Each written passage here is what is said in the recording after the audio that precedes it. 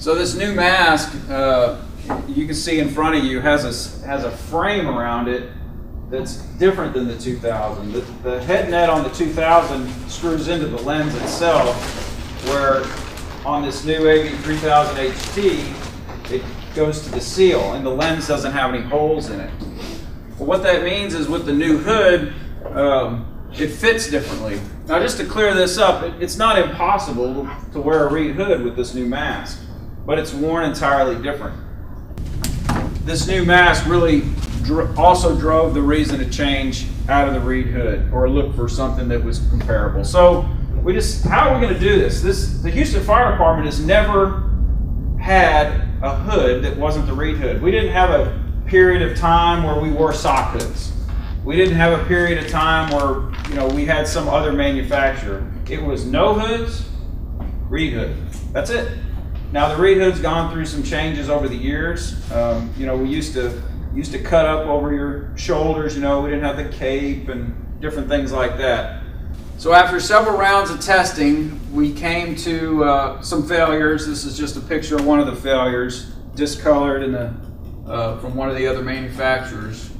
But we finally settled on this black hood and also a blue hood. And it was time to go out to field testing.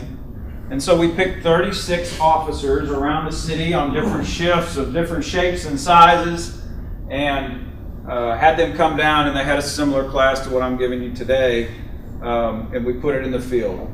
Captain Mathis was one. Any other testers in here? Okay, Captain Schroeder. Different parts of the city. And every 2 weeks, we would get a survey back, and we would take the results of the survey, compile them, and that went on for 4 months. And we would switch between the hoods, and it wasn't just the 36 testers. They also had a firefighter or an officer that would wear the off hood. We'd get results from them. So really, we're talking about a pretty good cross section of the fire department. In the end, compiled all the results, and overwhelmingly this black hood was the one that was preferred. So we really tried to get it out there and find out the best one.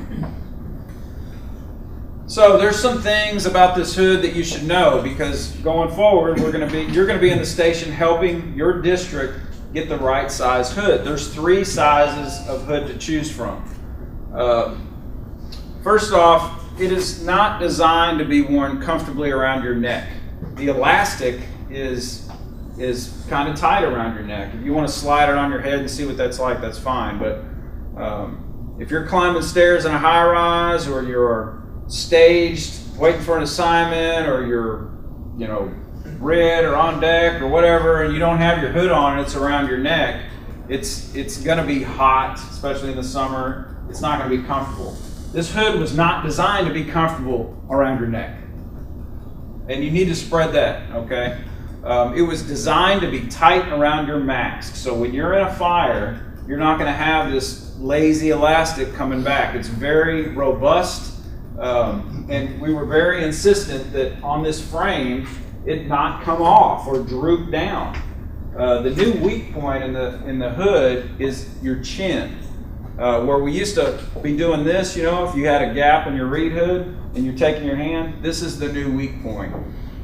We kept coming back to that, because if you get down and crawl and pick your head up, we were getting gaps. And their solution, if you look at the bottom of that hood, was this little tab. So this tab pops up, or you help it pop up on the bottom of the mask, and this is just a little extra layer of protection for your chin, this thin area of the skin, okay? So when the hood gets put around the mask, you bring this tab forward and bring your face piece under it. I'm gonna go ahead and put it on just so you can kind of see how the donning method goes. Anybody that wants to try it while it's going around, feel free. So one of the tips that came up during testing was, if you put your coat on with the hood over your head, it won't get bunched up under your coat. Now that my coat's on, I can pull it back. If you pull it back before you slide your coat on, sometimes it can get caught up under your collar, make it harder to pull up. It's not a requirement, it's just one of the suggestions that a lot of the testers shared with us later. So really now I'm seat belted and I'm going to a fire. Now, when do you wear it? When do you put your mask on? Do you have to put it on after you do a size up? No. Nobody's going to tell you you have to arrive at a fire without a mask. Nobody's going to tell you you're going to have to arrive at a fire with a mask. Your officers. You're going to have to make your own decisions on how that goes. So, once you decide to wear a mask, I've been wearing mine for about a year now, and it's hard to have a secret fire in the Houston Fire Department. If there's something on fire, we're going to get some sort of indication, usually before we arrive. Somebody's going to see smoke, or they're going to have multiple calls, or something, okay? So if I know I got a fire, I'm going to put my mask on before arrival. But now, instead of being the first thing, it's one of the last things.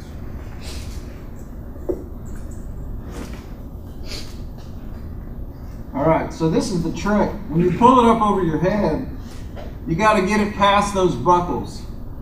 And then you just got to use your fingers to make sure it's behind the frame, right here. The visibility is a whole new world. You're going to be able to see a lot better. Once this is up, you get your chin strap on. You need to make sure there's some material here so you can pull your head up, that it's not tight.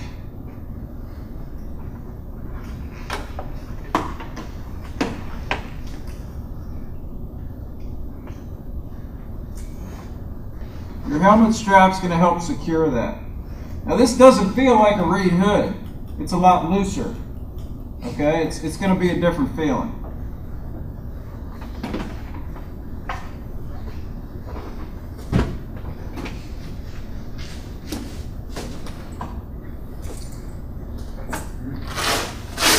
So the different fits have to do with how much material is in the hood, not so much about the elastic. You don't want the hood to be tight on your head, but you also don't want a lot of material up there. Of the testers that we had several go from universals to smalls, but we didn't have anybody go to a bigger size, say a small to a universal. And just to reinforce, when you're buttoning your coat, the danger is that if you keep your head down, you button your coat, you put your air pack on, the straps lay over the cape, and then you go to pull seal and you put your head up like this, or you're down on the ground and you pick your head up, you could get that gap. So you want to make sure that there's some material there to help avoid that. Okay, the three sizes are small, universal, and jumbo. The hood is manufactured by Majestic. It's a small company in Pennsylvania, and it's distributed by Lion. So now we got to talk about that elastic. Today, when you go to a fire, someone's going to go to a fire, and you come out of that fire, when you're done with your mask, you take your hood off. We never store our hood around our neck. Well, our reed hood, just like these hoods, the most carbon exposure is to the area right around the mask, because that's what's in the front. It absorbs carcinogens and all these bad things. The danger is with these hoods, if you take that hood around your neck, your heart's beating because you just made a fire. This is the thinnest area of your skin. All your blood's pumping in and out of there, and you're going to absorb those carcinogens.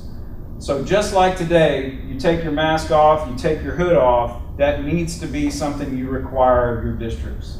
And tell them why. You need to not put this tight hood around your neck where it's going to absorb these things. You need to get it off your head. Put it in your pocket, put it back in the apparatus, but don't store it on your neck. That's just a bad practice. The problem is it's not something that's immediately measurable. You're not going to take it off and say, man, that Mathis just absorbed a ton of carbon. You're not going to know it. That's something that's going to show itself 20 years from now after the cumulative effects of these cancer-causing things that we breathe all the time. The hood is not going to be as robust as a reed hood, which means you need to inspect it. We've never really dealt with knit material. Look for holes and things like that. They're going to come up more often than they do in the reed hood. The reed hood is 100% woven, This uses characteristics of the reed hood in that it's reinforced over the ears and over the head, just like the reed hood is. It's reinforced in those same areas as well. I'm going to let Chief Kamen talk about the moisture barrier a little bit. The moisture barrier is very similar to what we have in our coats and pants now. So we're just bringing it into the hood. So as we looked at our old reed hood, Eddie told you about the absorption of water. And the old reed hood, due to its tightly woven material, you could pour water on it and it just basically beat it off, or it took like 4 minutes and some to go through. And as we took a knit hood, when you put it on your head, it expands, right? So as you pull these fibers apart, like it stretched over your head, water would just go straight through it. And so for protection, we started thinking about what we could do to change that. And we spoke to the manufacturers and started talking about moisture barriers like is inside your bunker gear. In fact, exactly what's inside your bunker gear. The problem with that being that the moisture barrier doesn't stretch but a little bit in one direction. So to put it in a stretchable hood gave them a little bit of an issue. And that's where our friends at Lion that know sewing very well came in and came up with an idea to sew it in multiple directions to make it work in the hood. So as we started working on this, the cancer issue came up and the idea of a particulate barrier to defend against cancer. And so we looked into the particulate barrier. And at the same time, we were talking to them about moisture barriers, and the people at Stead Air who make the moisture barrier said, well, this moisture barrier will protect you from 100 times smaller particles than a particulate barrier. Plus it protects you from the moisture. Okay, that's kind of like game over. We want that one. So that's where we went. And about the time we got ready to bid the hoods, NFPA and some of their people, a man named Jim Reedy and from San Antonio pushed NFPA to want huge breathability from hoods with particulate barriers. So working with Lion, we delved into the NFPA adventure a little bit, and what they came up with is that NFPA came up with two standards. There's a particulate standard and a non-particulate hood standard. And since we call ours a moisture barrier material, not a moisture barrier, but moisture barrier material, that we were under the other standard, the non-particulate standard, and we could basically produce the hood we wanted. That's the story of how our hood got this much more protective barrier in it. You know, we take better care of our hose than we do our gear, and that we have hose washers and hose dryers. So the hood presents the same type of challenge in that it should be clean, because it does get carbon particles and it gets impregnated with things that we need to wash out of it. So we need to talk about washing instructions. Now, you can use something as simple as a bucket of water with detergent, or if you work somewhere else on the side that has gear extractors, or you want to go to a laundromat, all those things are options, but I just don't have any good one to offer you. They're supposed to be putting in a set of extractors at Station 8 through grant money. There's one here at the Academy. As far as I know, those are the only extractors. Now, you don't want to wash hoods in the same washing machine at the station that the next guy is going to put his linens in. They're really, if you're going to do that, there needs to be two machines, one for gear and one for clothes and linen. But the key to keeping this material from breaking down is not using any bleach and not using any fabric softeners. Those two things will break this knit material down. The other key is to make sure that it's not washed with a coat or something that has buckles on it, because it'll catch that and it'll tear it apart. So all things you want to consider. But We're going to get an updated washing instructions from the manufacturer. This is what they told us to use for the time being. I don't think they're going to drastically change. One key is after the fire, don't go soaking your hood right after the fire, because if you make another, you're only getting one hood. If you soak your hood, you're going to be making the next fire with a wet hood, and you don't want that either. So.